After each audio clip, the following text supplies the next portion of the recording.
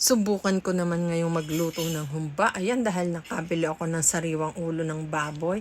Kumpleto na siya guys ng ingredients. Toyo, oyster sauce, pamintang buos, star anise, bulaklak ng saging, laurel, sibuyas, bawang, tsaka brown sugar. Nilagyan ko din yan ng cooking oil at tsaka vinegar.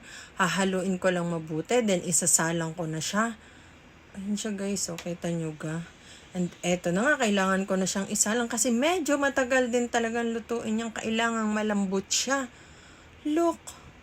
Ay, almost done na pero hindi pa, konting-konti na lang at malambot na yan.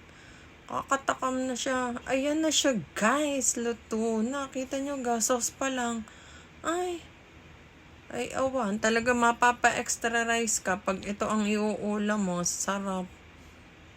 Ay siya, paano? Kakain muna ako. Pag ganito ang lasa, ay pwedeng ulitin.